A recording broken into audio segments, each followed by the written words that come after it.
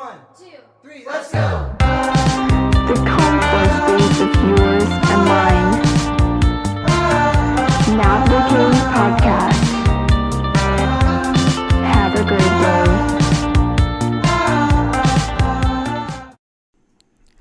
Hello world. Welcome to another episode of Nap the K podcast.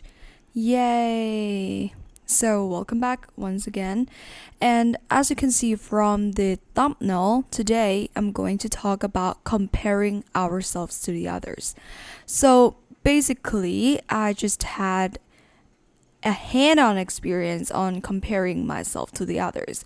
And of course, it was very hurtful, very painful, yet very, lightening.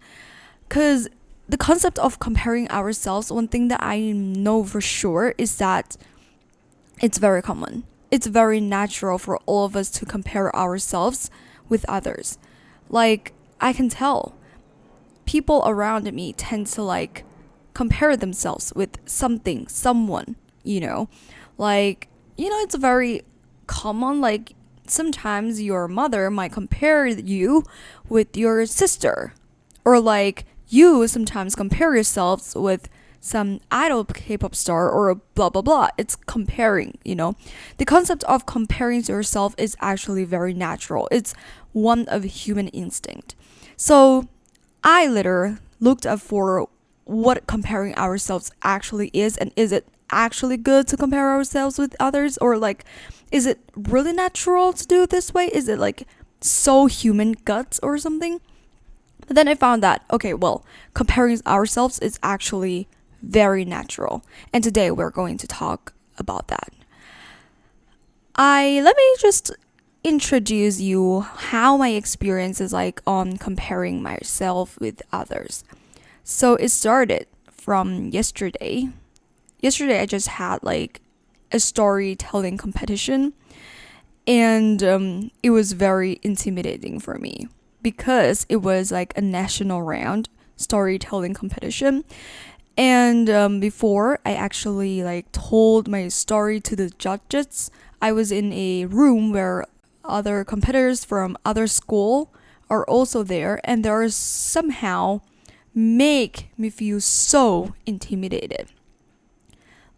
And that was when I started to compare myself to them.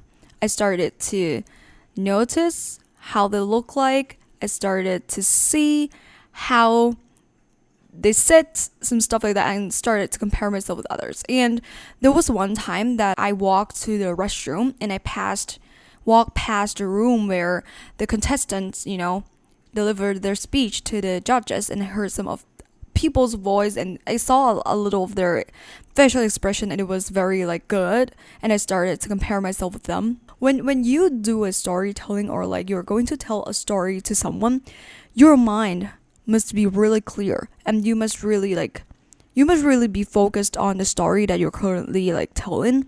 But at the moment, there was thousands of things going on in my head. I was telling them the story. My script was perfect. I remember 8-minute speech, and it was perfect. I can remember all of the lines. I know all the characters. I can, do the sounds perfectly. But the problem is my mind at the moment was not focused on telling the story. And I was just my mind was wandering around things oh my gosh, that contestant was so good. Oh my gosh, he's looking so good. Blah, blah, blah, 1, 2, 3, 4. But then the result just turned out this morning that I didn't pass to another round, and that makes me feel so bad. And I started to compare myself with my friends as well, who also went to other competitions, and they got the first place, blah, blah, blah. And it makes me feel so bad. One thing that I feel so bad about comparing myself is that when I compare myself with someone and I'm actually higher than them or over them, I feel so happy. I feel so content. I feel oh my gosh, I'm the top of the world, sort of that feeling. But when I'm under someone, when I compare and I'm under someone, I feel oh, I'm the failure. I'm the worst. 1, 2, 3, 4. And I was then who I really am, what kind of person who I really am, why I have to compare myself to the others so much. And that is the problem. All of these things just happened to me so seriously this morning, and I feel like, oh my gosh, I have to go through it. So I just looked up in the morning about what comparing ourselves to others is like. So here's the thing. Let's see. So there is one website that is really good. That website is openup.com, and I'm going to tell you. So the roots of comparison. This is the nature of why humans have to compare themselves with others, you know? So, why humans have to compare themselves to others. So according to openup.com, I'm going to read what they stated here. Humans are social animals, and our ancestors have always lived and survived in groups. Comparing yourself to others serves as an orientation to see where we stand in a group and whether we need to take some action to improve our performance or position. In psychology, Festinger's social comparison theory states that humans can't define themselves independently, but only in relation to other individuals. So, funnily enough, comparing our behaviors, opinions, and feelings to someone else's is necessary to find better answers to timeless question about who we are. So, according to the article that I just read, according to that passage, basically humans have to compare themselves since our ancestors because they have to fit in the group, in a certain group, and we can't really define ourselves independently.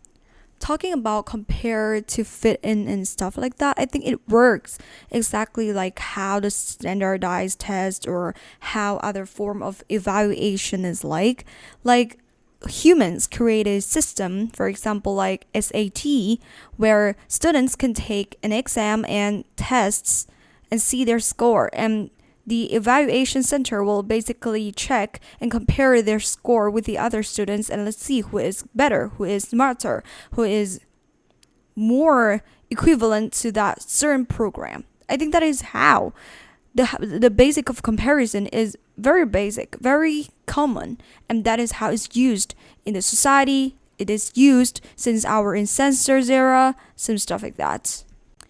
There are two types of comparison. First is downward comparison. Second is upward comparison. So the downward comparison means when you compare yourselves to people we consider worse than us. And upward comparison means when you compare yourselves to people we think are better than us. But talking about the nature of comparison, blah, blah, blah, I think I'm not trying to introduce you that it's okay to compare yourself with others.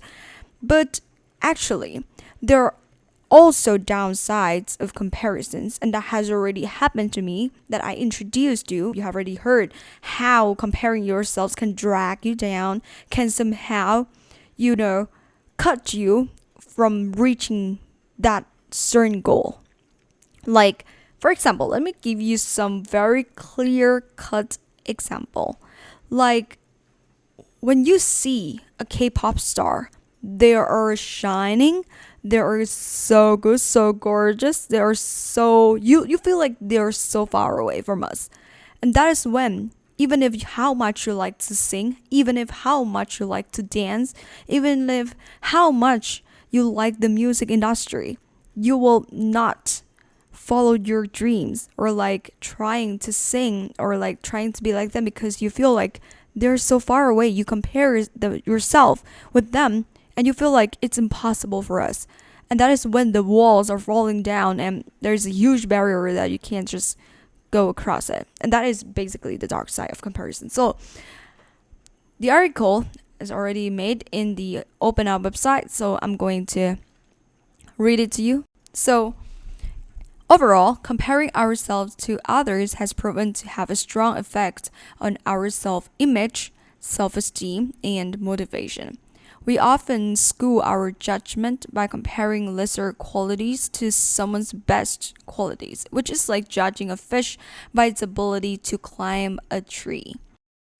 The problem can actually go on, especially in this era where there is social media, something like Instagram, Facebook. These things are like the place where People share their best lives, people share their best moments, and you start to like compare yourself with others. Lately, there is like an admission acceptance and that stuff like that, and I saw a lot of people post in their Instagram story like, oh, I got accepted in that university, oh, I got accepted by the scholarship, blah blah blah. And you know, it's very common for you to like compare yourself, especially in the era of the social media, you know. The problem here is that it is very easy to forget that what we see on social media is only the highlights of other people's lives and does not usually showcase their real day-to-day lives, you know. So here's the thing. When you start to compare yourself to the others, there are certain things that you can do to manage that. These are some of the tips that can help you change your perspective and refocus from the outside to the inside, according to openup.com. There are 1, 2, 3, 4, 5 checklists where you can do, starting from first. Remind yourself that you are already good enough. Focus on your strengths and past success.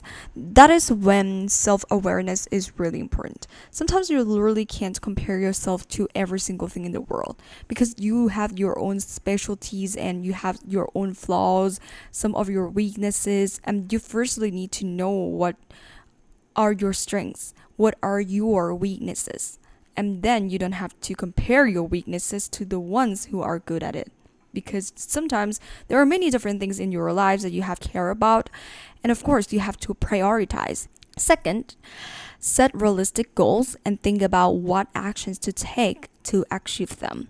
What works best for you, basically. Making a goal that will work best for you at the moment. You know, you can start with something small, start step by step, going something with realistic, and then you can go upper and upper and upper. Third, avoid triggers of harmful comparison if possible. For example, think about decreasing your social media intake. There are many different triggers in this world. As I mentioned before, Instagram, this is the top one. Facebook, I'm not sure. I don't really use Facebook that much. And YouTube, I think YouTube is another huge trigger, you know, because sometimes when people do their like daily vlog, they do their vlog of how their days are like, and it's so good, so fun, but it's not their day-to-day life, you know, mostly. So basically, if you can cut those triggers out, try to avoid it. Next, instead of being goal-oriented, try to shift your focus to being process-oriented. So then compare yourself to your past self. How were you doing last year? What have you learned since then? More of like process-oriented, not goal-oriented. And last, look at the whole picture. Are you generalizing or assuming something incorrect about the person I am comparing yourself to?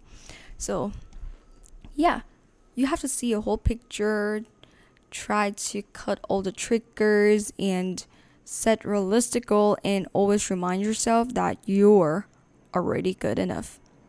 Because being yourself is your superpower. And this is it for today's episode. I hope this tape will help someone who is currently, comparing yourself to others or something, I hope that this can remind you that you being you is enough. Don't ever compare your weaknesses with others' strengths. I just wish that if you are feeling down because of that, I just wanted you to know that you're not alone, and I am the one who is constantly comparing myself with others as well. But we can work on that. And yeah, I hope you have a great day. See you in the next episode. 1, 2, 3, let's go! The